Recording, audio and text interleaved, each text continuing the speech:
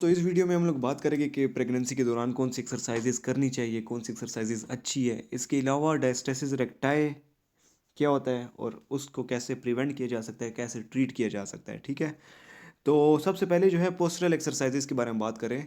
जैसे कि आपको पता है कि प्रेगनेंसी एक ऐसा फेज़ है जिसमें वुमेन की जो बॉडी है उसमें हार्मोन्स रिलीज होते हैं। मोस्ट स्पेसिफिकली अगर बात की जाए रिलैक्सिन की, जिसकी वजह से उसके जो जॉइंट्स है और डिफरेंट सॉफ्ट टिश्यूज़ जो है वो लेग्स होने शुरू हो जाते हैं। और इसके अलावा प्रेगनेंसी का अपना जो वेट है उसकी वजह से जो है ना, ग्रोइंग फीटस जो होता है उसकी वजह से और भी जॉइंट्स पे स्ट्रेस आते हैं और पोस्चर चेंजेस भी होती है, लंबर लॉर्डोसिस ज़्यादा होने शुरू हो जाता है। इसके अलावा हिप पे फ्लेक्शन ज़्यादा होनी शुरू हो जाती है, नी पे फ्लेक्शन ज़्यादा होनी शुरू हो जाती है, थोरेसिक काइफोसिस इंक्रीज हो जाता है, नेक पे एक्सटेंशन ज़्यादा होनी शुरू हो जाती है। तो ये डिफरेंट चिन फॉरवर्ड प्रोड्यूटिंग होनी शुरू हो जाती है। तो ये डिफरेंट जो है पोस्चरल स्ट्रेसेस होते हैं और पोस्चरल मॉडिफिकेशंस होती है प्रेगनेंसी के लिए। तो इसके लिए ऐसी एक्सरसाइजेस करनी चाहिए जो कि इसको रिवर्स करे किस्म से, क्योंकि ये लीड कर सकती है और प्रॉब्लम्स को। ठीक है, ये जो पोस्चर है एडवर्स पोस्चर, ये वाला ठीक पोस्चर नहीं है। तो सबसे पहले फीटस जो है अगर बात करें तो वो स्पाइन के आगे होता है ना, एब्डोमेन में होता है। तो फीटस जैसे ही ग्रो कर रहा होता है वैसे आप लोगों को पता है सेंटर ऑफ ग्रेविटी किधर होता है, S2 रीजन पे होता है नॉर्मली। ठीक है, S2 वर्टिब्रा है ना, उसकी तरफ होता है, उस जगह पे होता है। लेकिन अगर बॉडी के आगे की तरफ वजन ज़्यादा हो रहा है तो ग्रेविटी का जो सेंटर है वो उस जगह से आगे की तरफ चला जाएगा। तो उसको कंपनसेट करने के लिए सारे जो मैंने पोस्चर मॉडिफिकेशंस बताई है जो वुमेन बॉडी में होते हैं, तो वो सब होता है। ठीक है, तो स्टेबिलिटी मेंटेन करने के लिए होता है। तो सबसे पहले जो है इसके बाद जो है जब बेबी डिलीवर हो जाता है, फीटस डिलीवर हो जाता है, ठीक है, उसके बाद बच्चे को पकड़ती है माँ और उसके बाद और जो उसको पकड़ना होता है उसकी वजह से और स्ट्रेसेस आते हैं बॉडी पे, तो पोस्चर और भी ज़्यादा इफेक्ट होता है उस वजह से। तो सबसे पहले स्ट्रेचिंग के बारे में बात करें। स्ट्रेचिंग करनी ठीक है, अच्छी है, लेकिन एक्सट्रीम एंड रेंज में नहीं जाना चाहिए, बैलिस्टिक स्ट्रेचिंग नहीं करनी चाहिए। इससे पहले वीडियो मैंने एक बनाई थी उसमें भी इस बारे में बात की थी। तो इसमें जो है कौन से ऐसे रीजन्स है जिसको टारगेट करना चाहिए स्ट्रेचेज में, तो अपर नेक एक्सटेंसर्स एंड स्केलिन्स बहुत स्लोली स्लोली इनको करना चाहिए। ठीक है, क्योंकि इसमें अगर देखें ये जो इन्होंने स्ट्रेचेज लिखे हुए हैं इसमें ज़्यादातर उन जगहों को स्ट्रेच कर रहे हैं जो कि पोस्चर ख़राब इनका होता है, तो उसको ठीक करने के लिए इन जगहों पे स्ट्रेच करें। जैसे कि मैंने बताया नेक पे एक्सटेंशन हो रही है तो हम लोग एक्सटेंशन को कॉन्ट्रैक्ट करने के लिए एक्सटेंसर्स को क्या करेंगे, स्ट्रेच करेंगे। इस तरह स्कैपुला प्रोट्रैक्टर्स को हम लोग स्ट्रेच करेंगे, क्योंकि स्कैपुला प्रोट्रैक्ट होने शुरू हो जाता है तो उसको अगर हमने बचाना है तो हम उसको स्ट्रेच करेंगे। इसी तरह शोल्डर इंटरनल रोटेटर्स को हम लोग स्ट्रेच करते हैं, लेवेटर स्कैपुली को हम लोग स्ट्रेच करते हैं, लो बैक के एक्सटेंसर्स को स्ट्रेच करते हैं, क्योंकि लॉर्डोसिस ज़्यादा होनी शुरू हो जाता है तो उसके अपनी पोजीशंस है वो आपको दिखाएंगे। हिप फ्लेक्सर्स है, मैंने बताया हिप फ्लेक्शन ज़्यादा हो जाती है। एबडक्टर्स एडक्टर्स जो होते हैं उनको स्ट्रेच करते हैं, हैमस्ट्रिंग को स्ट्रेच करते हैं। अगर पेल्विक इंस्टेबिलिटी है तो फिर ये लोअर लिम्स में बहुत ख्याल से करना है, क्योंकि वुमेन जो होती है, जो प्रेग्नेंट वुमेन होती है उसमें SIJ के भी डिसफंक्शन हो सकते हैं, साथ ही साथ सिम्फिसिस प्यूबिक डिसफंक्शन भी हो सकते हैं। एंकल प्लांटर फ्लेक्सर्स को भी स्ट्रेच करना होता है। तो ये डिफरेंट इन्होंने लिखे हुए एक्सटेंसर्स को कैसे स्ट्रेच कर सकते हैं। ये जो है स्केलीन हो गया और साथ ही ट्रेपीजियस के बारे में है। अच्छा, ये भी स्ट्रेच है। ठीक है, इस तरह जो है ये आप देखें तो ये एक्सटेंसर्स का स्ट्रेच हो रहा है, लंबर एक्सटेंसर्स का। ये इंटरनल ये वाला स्ट्रेच जो है ना, ये जो है एक्सटर्नल रोटेटर्स का स्ट्रेच हो रहा है। ठीक है, इन लोगों ने पिक्चर गलत डाली हुई है, इनको इंटरनल रोटेटर का स्ट्रेच करना था लेकिन उन्होंने एक्सटर्नल रोटेटर का डाला हुआ है। अच्छा, इसके अलावा जो है ये जो स्ट्रेच आपको ये भी नज़र आ रहा है, बी जिस पे लिखा हुआ है, ये लेवेटर स्कैपुली का स्ट्रेच है, टुवर्ड्स ऑपोजिट नेपल जो स्ट्रेच किया जाता है। अच्छा, ये अगर आप लोग देखें ये इन्होंने स्ट्रेच हैमस्ट्रिंग्स को किया है। ठीक है, ये प्लांटर फ्लेक्सर स्ट्रेच हो रहे हैं। अच्छा, अब स्ट्रेचिंग का तो देख लिया आप लोगों ने कैसे स्ट्रेचिंग होती है, कौन कौन सी जॉइंट्स की। स्ट्रेंथनिंग भी करनी चाहिए। स्ट्रेंथनिंग जो है लो इंटेंसिटी के साथ शुरू करनी चाहिए। अपर नेक फ्लेक्सर्स होगी, डिफरेंट ये लिखे हुए आप देख लें, इसमें कुछ ऐसे समझाने का नहीं है, बस ये ज़रूरी मसल्स हैं, इनको करना चाहिए क्योंकि ये वीकेंड होते हैं। अच्छा, अब डायस्टेसिस रेक्टारी कहते किससे है, रेक्टस एब्डोमिनिस मसल आपको पता है ना, आगे की तरफ जो सिक्स पैक्स जो बनाता है उसके दरमियान में एक लाइन होती है लिनियम एल्बा, तो वो मसल जो है वो सेपरेट होने शुरू हो जाता है दरमियान से। तो ये डायस्टेसिस रेक्टाई जो है सबसे पहले तो पाल्पेट करके देखते हैं कि कितना हुआ है। अगर ज़्यादा हुआ है तो उसको करेक्शन करनी पड़ती है, उसको वापस जगह पे लाना होता है वो सेपरेशन को। मिनिमम जो है 2 सेंटीमीटर, इससे कम होना चाहिए, ठीक है। इससे ज़्यादा सेपरेशन होगी तो हम लोगों ने आगे एक्सरसाइजेज और उस पर नहीं करनी, क्योंकि अगर और एक्सरसाइजेज हम उसके ऊपर कराएंगे तो वो सेपरेशन होने के चांसेस है। तो डायस्टेसिस रेक्टाई को ठीक करने के लिए कैसे आप एक्सरसाइज करेंगे, आपको हेड लिफ्ट करना पड़ेगा। और इसके अलावा पोस्टीरियर पेल्विक टिल्ट, ये जो पेल्विस है इसको पीछे की तरफ, आगे से पीछे की तरफ जाना चाहिए। तो इस इन दो चीज़ों से क्या होता है, ये मॉडिफिकेशन जब करते हैं, और साथ ही साथ ये देखिए ये वुमेन जो है एक हैंडी साइड पे एक हैंडी साइड पे और इसे अंदर की तरफ जोर लगा रही है इस तरह। तो ये जो दरमियान से सेपरेशन हुई उसको थोड़ा सा करेक्ट करने की कोशिश करी, साथ ही साथ एब्डोमिनल कंट्रैक्शन भी करी मसल्स की, तो इससे ये जगह पे आने शुरू हो जाता है। अच्छा, ये करेक्शन क्यों करते हैं इस तरह, अगर आप देखें ज़रा सोचें इस बारे में। इसने नेक भी फ्लेक्स की हुई है और इधर से पेल्विस को भी जो है ना पोस्टीरियर पेल्विक टिल्ट किया हुआ है। जब ऐसे करते हैं तो जो मसल है आगे की तरफ मसल है वो थोड़ा लूज हो जाता है, ठीक है। तो उस पर ज़्यादा स्ट्रेच नहीं होता, और उसके साथ साथ जब आप कंट्रैक्शन करते हैं तो बंद होने शुरू हो जाता है। जब जब अगर आप बिल्कुल हेड सीधे के साथ सुपाइन में आप लेटे हुए और बिल्कुल स्ट्रेट हेड के साथ और साथ ही साथ पोस्टीरियर पेल्विक टिल्ट नहीं कर रहे और आपकी टांगे बिल्कुल सीधी है, इस तरह आपके जो आगे एब्डोमेन मसल है वो स्ट्रेच होता है। तो जब स्ट्रेच होता है और आपको पता है आगे फीटस है, तो उसकी वजह से वो साइड पे जाने की कोशिश करता है। तो डायस्टेसिस रेक्टाई होता भी वैसे इसी वजह से है, ठीक है। तो इसको काउंटरैक्ट करने के लिए ये वाली जो पोजीशन है ये की जाती है। और साथ ही साथ जब एब्डोमिनल कंट्रैक्शन करनी है उस टाइम याद रखना है कि सांस को बाहर निकाल के करना है। जब सांस को आप बाहर निकालेंगे तो डायफ्राम ऊपर चला जाएगा, इस जगह में स्पेस क्रिएट हो जाएगा एब्डोमेन में, तो इधर स्ट्रेच नहीं आएगा इस मसल पे इतना, ठीक है। तो कंट्रैक्शन आपने आफ्टर एक्सहेलिंग करनी है। तो ये करेक्टिव एक्सरसाइज है, ये तब तक करनी है जब तक 2 सेंटीमीटर तक पहुंच जाए, इसकी सेपरेशन जो है 2 सेंटीमीटर तक पहुंच जाए, ठीक है। ये ज़्यादा होती है सेपरेशन, इसको हमने कम करनी है 2 सेंटीमीटर या ऐसे कम, ठीक है। ये हमारा मेन गोल होगा। अच्छा, एब्डोमिनल मसल एक्सरसाइजेज और इसके अलावा कौन सी की जा सकती है, तो इसके अलावा एक बात याद रखें कि सुपाइन पोजीशन में जब एक्सरसाइज करवाते हैं तो उसकी एक लिमिट रखनी चाहिए। प्रेग्नेंट वुमेन है, प्रेग्नेंट वुमेन में आगे फीटस होता है, वो जब सुपाइन बिल्कुल सीधा लेटती है तो पीछे जो आर्टरीज है वो कंप्रेस होने के चांसेस होते हैं, वेसल्स के कंप्रेस होने के चांसेस होते हैं। तो इसलिए 5 मिनट टाइम लिमिट को रखना चाहिए आफ्टर 13 वीक्स ऑफ गेस्टेशन, इन्होंने लिखा हुआ है। अच्छा, तो पेल्विक टिल्ट एक्सरसाइजेस करा सकती है आप वुमेन पे। इसके अलावा जो है लेग स्लाइडिंग एक्सरसाइज हो गई, ट्रंक कर्ल्स हो गए, मॉडिफाइड बाइसाइकिल जिस तरह ये है, ये सारे जो है क्या करते हैं, ये एब्डोमिनल मसल्स को टारगेट करते हैं। ये जो हो गए ये भी एब्डोमिनल प्लस इलियोप्सोस मसल हो गया, इस तरह लेग स्लाइड्स हो गए। अच्छा, अब आगे जाते हैं लेग लोअरिंग एक्सरसाइज के बारे में। इन्होंने बताया जिस तरह आप सीधा लेट जाए और अपनी टांगे उठाए, तो ये वाली एक्सरसाइज अगर आप भी करेंगे ना तो आपकी लो बैक जो है लंबर वर्टिब्रास है उस पे जोर आता है। क्यों? क्योंकि जब ये आप एक्सरसाइज ये वाली कर रहे होते हैं, इसमें इस ये तो बाईसाइकिल वाली कर रहा है, मॉडिफाइड बाईसाइकिल, लेकिन इसमें अगर ये टांगे अगर दोनों आप उठाए तो इधर इलिप्सोस मसल होता है, वो इन टांगों को उठाने में मदद देता है। वो इलिप्सोस मसल जो है वो पीछे जाके लंबर वर्टिब्रास के साथ लगा होता है, ठीक है। तो वो लंबर वर्टिब्रास के साथ लगा और साथ ही इधर टांगों के साथ जुड़ा हुआ है, तो आप जब टांगे उठाते हैं तो साथ ही साथ आपकी लंबर वर्टिब्रास अफेक्ट होती है। ये वाली एक्सरसाइज करानी है तो इस टाइम आपने ख्याल रखना है, अगर आर्च प्रोड्यूस हो रहा है तो आपने नहीं करानी, ठीक है। अच्छा, अब स्टेबलाइजेशन एक्सरसाइजेस पे आते हैं।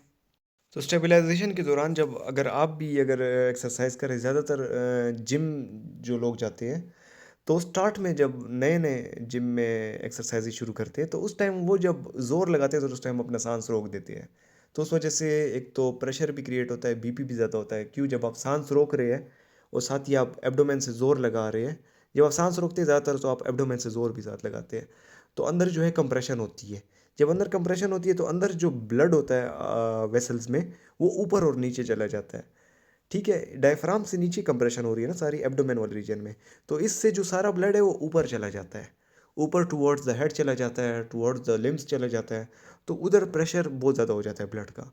तो एक तो प्रेशर ज़्यादा हो जाता है, दूसरा जब सांस आप रोकते हैं एक्सरसाइज के दौरान तो उससे ऑक्सीजन जो है ना वो उसकी लिमिट हो जाती है। तो ये दो चीज़ें जो होती है ना, ये जो है ऑक्सीजन की कमी कॉज करती है और साथ ही साथ प्रेशर इंक्रीज करती है, ब्लड प्रेशर और हार्ट रेट, ठीक है। It is detrimental to the blood pressure and heart rate, जैसे कि लिखा हुआ है। तो इसलिए जब भी एक्सरसाइज करनी है, चाहे आप जिम जा रहे हैं या कोई प्रेग्नेंट वुमेन कर रही है, तो जब एक्सर्शन करते हो उस टाइम आपको एक्सलेशन करनी चाहिए और साथ ही साथ सिंपल ब्रीथिंग करनी चाहिए, खामखा करनी चाहिए। इसके अलावा डायस्टेसिस रेक्टाई वाली वही बात कर ली है, अगर है डायस्टेसिस रेक्टाई तो और एक्सरसाइज को फिलहाल छोड़े और वो करेक्शन करे। जब तक उसकी करेक्शन नहीं होती 2 फिंगर विड्थ के बराबर या इससे कम, तो तब तक एक्सरसाइज नहीं करनी। अच्छा, तो एक्सरसाइजेस तो कर रहे हैं, लेकिन आप लोगों ने इनको जो है एजुकेट भी करना है। जब एक्टिविटी कर रहे होते हैं तो एक्टिविटी की वजह से, मॉडरेट एक्टिविटी एक्सरसाइज कोई वुमेन कर रही है उसकी वजह से उनको यूट्राइन क्रैम्पिंग हो सकती है, ये नॉर्मल है। जब तक, अगर वो एक्सरसाइज उसने स्टॉप कर दी है उसके बाद अगर क्रैम्पिंग ख़त्म हो गई तो नॉर्मल है, लेकिन अगर ख़त्म नहीं हो रही तो फिर कोई अच्छी बात नहीं है, ठीक है। तो इसके अलावा और भी प्रिकॉशंस बतानी चाहिए वुमेन हु इज़ प्रेग्नेंट। तो उसको ही बताना है कि सुपाइन पोजीशन में 5 मिनट से ज़्यादा नहीं लेटना, और वो मैंने आपको रीज़न उसकी बता दी। इसके अलावा आपने अगर लेट के एक्सरसाइज कर रही है सुपाइन, तो आप एक side of the hip, right side of the hip for example, उसके नीचे कोई ऐसी चीज़ रख दे, या पिलो रख दे छोटा सा बहुत, या कोई टॉवल, रोल टॉवल रख दे, या स्मॉल वेज जिस तरह इन्होंने लिखा हुआ, ये चीज़ ऐसी कोई रख दे जिससे वो थोड़ा सा एक साइड पे हो जाए, ठीक है। अगर लेटी हुई भी, अगर एक साइड पे आप नीचे अपने रखेंगे तो एक साइड पे आप थोड़ा सा टिल्ट हो जाएंगे ना, तो इससे क्या होगा, वो जो दरमियान में जो पीछे वेसल्स जा रही है उस पर जोर नहीं पड़ेगा फीटस का, और फीटस थोड़ा सा साइड पे जोर डालेगा, ठीक है। तो इसके अलावा अगर वो एग्जामिनेशन भी करिए, कोई हॉस्पिटल चली जाइए और कोई डॉक्टर एग्जामिनेशन करे तो वो भी अगर इस तरह करे तो अच्छा रहता है। तो दिस इज़ गुड स्ट्रेटजी। इसके अलावा ऑर्थोस्टैटिक हाइपोटेंशन से बचने के लिए, क्योंकि वुमेन की बॉडी में प्रोजेस्टेरोन रिलीज हो रहा होता है इस टाइम प्रेगनेंसी के दौरान, प्रोजेस्टेरोन का मैंने आपको बताया था ब्लड वेसल्स को डायलेट कर देता है। तो अगर ये वुमेन एकदम से उठेगी, नॉर्मली भी अगर कोई बंदा, ज़्यादातर बाज़ लोगों को होता है एकदम से उठे तो उसको एकदम से चक्कर आने शुरू हो जाते हैं, क्यों? क्योंकि एकदम से बॉडी को जो है सारा ब्लड नीचे की तरफ जाने लगता है, क्योंकि वेसल्स डायलेट हुए थे, तो एकदम से वेसल्स कंट्रैक्ट करते करते टाइम लगता है। जिस जिस जितनी देर में जो है ना बंदे का ब्लड जो ब्रेन से है वो नीचे गया होता है, तो जितनी देर में वो कंट्रैक्ट करके वापस ब्लड ऊपर आता है तो उतनी देर में उसे चक्कर आने शुरू हो जाता है ऑक्सीजन की कमी की वजह से। तो इसलिए अगर प्रेग्नेंट वुमेन है तो उसमें ज़्यादा ही चांसेस होते हैं ऑर्थोस्टैटिक हाइपरटेंशन के। तो इस केस में जो है उनको बताना है कि आपने आराम से लाइंग डाउन, अगर आप लेटी हुई है तो एकदम से नहीं उठना, आराम से उठना है, और जब बैठ गई उसके बाद फिर आराम से थोड़ी देर बाद खड़े होना है। एकदम से अगर होगी तो आप गिर सकती है चक्कर की वजह से, ठीक है। इसके अलावा जो मैंने आपको बता दी, ब्रेथ होल्डिंग नहीं करनी एक्टिविटीज़ के दौरान, जिसको वेल्साल्वा मैन्योवर भी कहते हैं, ठीक हो गया।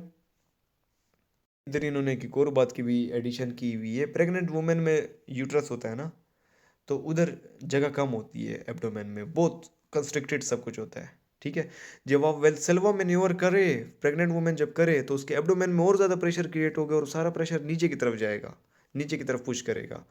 तो एक तो यूट्रस पे भी जोर पड़ेगा, साथ ही साथ पेल्विक फ्लोर मसल्स पे भी जोर पड़ेगा। इसके अलावा ब्लड प्रेशर और हार्ट रेट का तो मैंने बता दिया कि कैसे बीपी उस वजह से ज़्यादा हो सकता है। इसके अलावा फ्लूइड रिप्लेनिशमेंट करनी चाहिए, डिहाइड्रेशन से बचना है, क्योंकि डिहाइड्रेशन हो सकती है प्रेग्नेंट वुमेन को। और एक्सरसाइज से पहले अगर ब्लैडर एम्प्टी कर दे तो और भी अच्छा रहता है, क्योंकि पेल्विक फ्लोर मसल पे ऑलरेडी इतना स्ट्रेस होता है और वो कमज़ोर हो जाते हैं, क्यों? क्योंकि हार्मोन्स उधर रिलीज़ हो रहे, तो उस वजह से वो लूज़ हो जाते हैं थोड़े।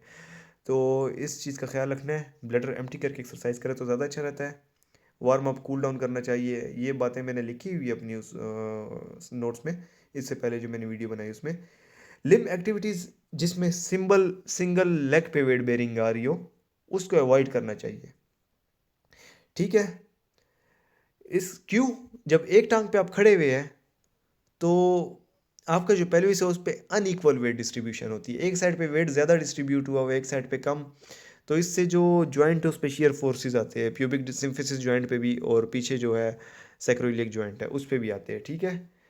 इसके अलावा बैलेंस का भी जो है लॉस हो सकता है और एकदम से वुमेन गिर सकती है, तो ये ख्याल रखना है। स्ट्रेचिंग फ्लेक्सिबिलिटी का तो मैंने बता दिया है, तो ये हो गया। एक इम्पॉर्टेंट पॉइंट जो इसमें लिखा हुआ है, हैमस्ट्रिंग और एडक्टर स्ट्रेचेस को बहुत आराम से करें, ज़्यादा इसको लेंथन नहीं करना इन मसल्स को, क्योंकि इसकी वजह से क्यों हो सकती है, हाइपर मोबिलिटी पेल्विक इंस्टेबिलिटी हो सकती है, इसने पेल्विस को रोके रखा होता है अपनी जगह पे, अगर ये लूज हो जाएगा तो पेल्विस आगे पीछे जाता है, ठीक है, हाइपर मोबाइल हो जाता है। अच्छा, एक्सरसाइज की कॉन्ट्राइंडिकेशंस मैंने इस पिछली वीडियो में वो भी बताई थी, टेबल में डाली हुई थी, एब्सोल्यूट एंड रिलेटिव कॉन्ट्राइंडिकेशंस। इधर भी कॉन्ट्राइंडिकेशंस की बात लिखी हुई है कि अगर ये सिम्टम्स, ये जो मसले आ रहे हैं तो आपने एकदम से एक्सरसाइज को रोक देना है और डॉक्टर को कांटेक्ट करना है उसे, क्योंकि कोई एडवर्स कुछ प्रॉब्लम हो सकती है, ठीक है। अब पेल्विक मोशन ट्रेनिंग, ये एक और एक्सरसाइज है, ठीक है। अपने पेल्विक के जो आसपास मसल्स हैं उनको एक किस्म से ट्रेन कर रहे हैं। तो पेल्विक क्लॉक इन्होंने एक इमेजिनरी क्लॉक बनाई हुई है, जैसे कि अगर मैं बोलूँ कि मैं आगे देखूँ तो ये मेरे 12 o'clock है, अगर मेरे पीछे 6 o'clock है, my right side is 3 o'clock, my left side is 9 o'clock। जिस तरह घड़ी होती है ना, घड़ी की ऊपर वाली सुई जो है 12 की तरफ है, नीचे वाली 6 की तरफ है। आप ये सोचे जैसे आप बिल्कुल घड़ी के दरमियान में खड़े हुए हैं, घड़ी के दरमियान में खड़े हुए, आपके आगे 12 है, पीछे 6 है, राइट साइड 3, लेफ्ट साइड 9। तो इसी तरह ये पेल्विस देखे तो इन्होंने इस तरह बनाया हुआ है। अच्छा, इन्होंने जो है 12 पीछे की तरफ डाला हुआ है। तो ये वैसे एग्जांपल के लिए दिया हुआ है, तो आप ऐसे एक्सरसाइज करें 12 to 6, पहले मूवमेंट्स करें पेल्विस पे, ठीक है। पहले पीछे की तरफ पेल्विस को लेकर जाए, फिर आगे की तरफ लेकर जाए, फिर राइट साइड लेफ्ट साइड, जिस तरह बेली डांस होता है ना, उसमें पेल्विस को मूवमेंट कर रहे होते हैं, ये भी उसी तरह ही हुआ, ठीक है। फिर इसके बाद पूरा घुमाए, 12 से 3 जाए, उसके बाद जो है 12 से 3 जाए, फिर इस तरह 6 जाए, फिर 9 जाए, ठीक है। इसके अलावा पेल्विक क्लॉक प्रोग्रेशन ये इन्होंने लिखा हुआ है कि कैसे जो है ना आप ये एक्सरसाइजेस कर सकते हैं, आगे पीछे साइड वाइज अलग अलग पोजीशंस में, ठीक है। अच्छा, अब जो है पेल्विक फ्लोर की ट्रेनिंग और स्ट्रेंथनिंग। पेल्विक फ्लोर की ट्रेनिंग, इसकी जो स्ट्रेंथनिंग है ये बहुत इंपॉर्टेंट रोल प्ले करती है, ठीक है, वुमेन की उस बॉडी में, इनकॉन्टिनेंस से बचाती है, इसके अलावा भी काफ़ी इसके बेनिफिट्स हैं। तो उसको कैसे किया जा सकता है, इसकी डिफरेंट टेक्निक्स इन्होंने लिखी। सबसे पहले कंट्रैक्ट रिलैक्स, ठीक है, कंट्रैक्ट फिर रिलैक्स करना है। कितनी देर के लिए कंट्रैक्ट करना है, 3 to 5 सेकंड्स के लिए करे, और 3 to 5 सेकंड के लिए करे, 10 टाइम्स रिपीट करे, ठीक है। फिर इसको ज़्यादा भी करे, इसकी ड्यूरेशन। इसी तरह क्विक कंट्रैक्शन है, इसको जल्दी जल्दी कंट्रैक्ट करना है अपने पेल्विक फ्लोर मसल्स को, कंट्रैक्ट करे फिर रिलैक्स करे, कंट्रैक्ट करे रिलैक्स करे, साथ ही साथ नॉर्मल ब्रीथिंग भी करनी है, ठीक है। अच्छा, एलिवेटर एक्सरसाइज, ये वैसे एलिवेटर से नाम दिया है, जिस तरह लिफ्ट में आप जाते हैं ना, तो पहले आप लेट सपोज ग्राउंड फ्लोर में लिफ्ट में चढ़ जाते हैं, उसके बाद वो लिफ्ट जाती है फर्स्ट फ्लोर तक, फर्स्ट फ्लोर में रुकती है, फिर ऊपर जाती है, फिर सेकंड फ्लोर पे रुकती है। तो इसी तरह आपने जिस तरह वो जा रही है तो उस टाइम आपने कंट्रैक्ट करना है, जैसे ही वो रुकती है आप रिलैक्स कर दे। फिर जो लिफ्ट जो है सेकंड फ्लोर से थर्ड फ्लोर जाती है तो उतने ड्यूरेशन में आपने कंट्रैक्ट करना है। ये एग्जांपल दिया हुआ है कि थोड़ी देर के लिए रिलैक्स करना है, फिर उसके बाद जब लिफ्ट जिस तरह जा रही हो तो उस तरह अपने रिदम में कंट्रैक्ट और रिलैक्स करना है, सही है। अच्छा, इसके बाद जो है पेल्विक फ्लोर रिलैक्सेशन, अच्छा, और इसकी ड्यूरेशन जो है ज़्यादा करते जाए वक्त के साथ साथ। पेल्विक फ्लोर रिलैक्सेशन जो है ये भी ज़रूरी है, जब आप कंट्रैक्ट करते हैं पेल्विक फ्लोर मसल्स को, फिर उसके बाद आपने रिलैक्स करना होता है, सही से रिलैक्स कर दे, बिल्कुल ढीला छोड़ दे। क्योंकि इधर बड़ी मज़े की बात की, ये pelvic floor relaxation is closely linked with effective breathing and relaxation of the facial muscles. कि पेल्विक फ्लोर अगर रिलैक्स है आपका तो आपके फेशियल मसल्स भी रिलैक्स हो गए, इसका लिंक है क्लोजली लिंक्ड। तो I don't know the reason, लेकिन बस ये इन्होंने लिखा हुआ है। तो वुमेन से कहे कि आप बिल्कुल रिलैक्स कर दे, साथ ही साथ उसे कहे स्लो डीप ब्रीथिंग करें, ठीक है। और ये ज़्यादा ज़रूरी है क्योंकि जब आप लेबर का टाइम आता है, वुमेन के लेबर का टाइम आता है, तो उस टाइम अगर पेल्विक फ्लोर मसल्स रिलैक्स नहीं है तो लेबर में मुश्किलात होती है। अगर पेल्विक फ्लोर मसल रिलैक्स है तो बेबी इजीली पास कर सकते हैं उधर से, ठीक है। अच्छा, अब कौन सी ऐसे पोस्चर्स है, ये एक्सरसाइजेज है जो कि अच्छी नहीं है, अनसेफ है वुमेन के लिए जो कि प्रेग्नेंट है। नी टू चेस्ट पोजीशंस जो है, बटक एलिवेटेड अबव हार्ट लेवल, ऐसी एक्सरसाइज जिसमें हार्ट लेवल से बटक ऊपर हो जाए, या नी टू चेस्ट पोजीशन वाली एक्सरसाइजेज है जिसमें आप नी अपने चेस्ट के साथ लगाने की कोशिश करें, ये एक्सरसाइज बिल्कुल अच्छी नहीं है, हार्मफुल है वुमेन के लिए। फायर हाइड्रेंट एक्सरसाइज, ये जो एक्सरसाइज आपको दिखा रहे हैं ये फायर हाइड्रेंट एक्सरसाइज है, ये भी अच्छी एक्सरसाइज नहीं है, ये भी अनस्टेबल है, पेल्विस को अनस्टेबिलिटी प्रोवाइड कर सकता है। बायलैटरल स्ट्रेट लेग रेजिंग, वो मैंने आपको स्टार्ट में बता दिया, तो लेग रेज जो होता है, पाँव जब उठाते हैं तो उस वजह से बैक पे स्ट्रेस आता है। ऑल फोर्स क्वाड्रप्ट हिप एक्सटेंशन, ये जो है ये भी अच्छी नहीं है। इसमें मेरे ख्याल में प्रोन लाइंग में दोनों हाथ और दोनों पाँव ऊपर की तरफ उठाने की जब कोशिश करते हैं। इसके अलावा यूनिलेटरल वेट बेरिंग एक्सरसाइजेज जो है ये भी अच्छी नहीं है बॉडी के लिए, ठीक है। तो अब इधर एक बार फिर से समरी दी हुई है कि कौन सी ऐसी एक्सरसाइजेज है जो कि पोस्टपार्टम, अच्छा पोस्टपार्टम प्रेगनेंसी के बाद की, लेबर के बाद की कौन सी ऐसी एक्सरसाइजेज है जो कि बहुत फ़ायदेमंद है और ज़रूरी है करना। एक पेल्विक फ्लोर स्टर्निंग एक्सरसाइजेज बताई हुई है, दूसरी डायस्टेसिस रेक्टाई जो कि प्रेगनेंसी के दौरान हो जाता है, वो बाद में भी रहता है, तो उसको वो ठीक करने के लिए एक्सरसाइजेज करनी चाहिए। एरोबिक और स्ट्रेंथिंग एक्सरसाइजेज जो है वो भी ज़रूरी है, ठीक है। तो इसको साथ ही साथ बतानी चाहिए प्रिकॉशंस कि एस ये प्रिकॉशंस अगर है, ब्लीडिंग अगर जो है ज़्यादा हो रही है, नॉर्मली थोड़ी बहुत जो है ना उसके बाद वो होती है, लेकिन इतनी ज़्यादा अगर ब्राइट रेड ब्लीडिंग हो रही है तो एक्सरसाइज को रोक देना चाहिए और ज़्यादा रिकवरी करनी चाहिए। जॉइंट लेग्जिटी जो होती है वो होती है, अगर ब्रेस्ट फीडिंग वुमेन कर रही है तो जॉइंट लेग्जिटी तब भी रहती है, ठीक है। और वार्म अप कूल डाउन करना चाहिए, prone knee chest position at least 6 weeks तक जो है ना आपने रोकना चाहिए, ठीक है। Thank you. कोई सवाल है तो आप कमेंट सेक्शन में पूछ सकते हैं।